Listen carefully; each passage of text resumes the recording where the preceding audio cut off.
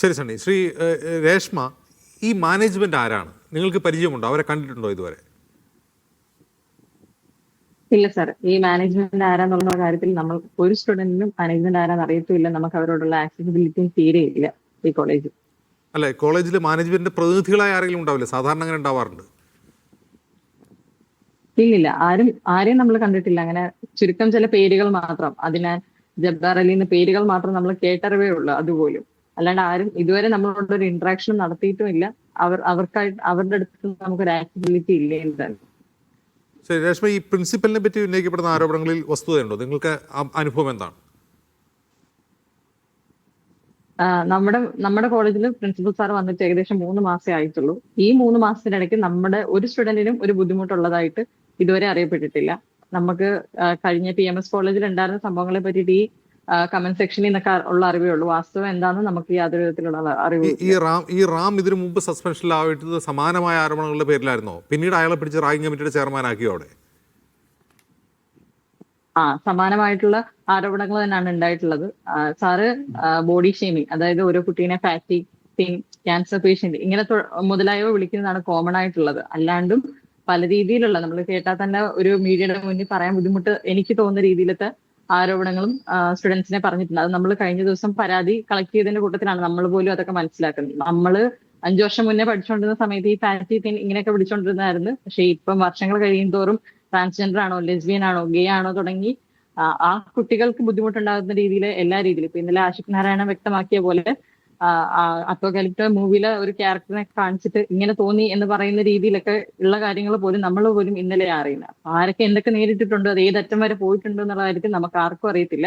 പക്ഷെ സമാനമായിട്ടുള്ള ഇപ്പൊ ഫാറ്റി തിൻ അങ്ങനെയൊക്കെ വിളിച്ചില്ല, വൈറ്റ് കോക്രോച്ച്, ബ്ലാക്ക് കോക്രോച്ചിനെ കുറച്ച് വെളുത്തിരുന്ന് കഴിഞ്ഞാൽ സിൻഡ്രല്ല എന്ന് പറഞ്ഞിട്ട് ഇങ്ങനെയൊക്കെയുള്ള രീതിയിലത്തെ പേരുകൾ പറഞ്ഞിട്ടാണ് നമ്മൾ കംപ്ലൈന്റ് കൊടുത്തിരുന്നത്. ആ കംപ്ലൈന്റ് കൊടുത്തിട്ടും സാർ സസ്പെൻഷനിലായിട്ടുണ്ട്. സസ്പെൻഷനിലായിട്ട് തിരിച്ചു വരുമ്പോൾ പോലും ഒന്നുകിൽ കംപ്ലൈന്റിന്റെ പേരിൽ അല്ലെങ്കിൽ സസ്പെൻഷൻ ആയതിന്റെ പേരിൽ സാറിന് ഒന്നും നഷ്ടപ്പെടാനില്ല എന്ന രീതിയിലത്തെ ഒരു പെരുമാറ്റമായിരുന്നു പിന്നീട്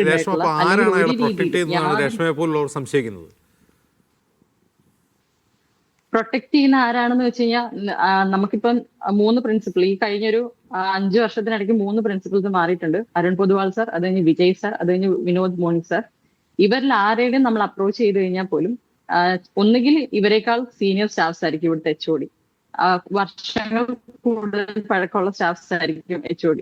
അപ്പൊ അവർക്ക് ലിമിറ്റേഷൻസ് ഉള്ളതായിട്ടായിരിക്കും നമ്മുടെ മുന്നിൽ പ്രസന്റ് ചെയ്യുന്നത്. ഒരു HOD ആണ് ഒരു ഡിപ്പാർട്ട്മെന്റിൽ തീരുമാനങ്ങൾ എടുക്കേണ്ടത്.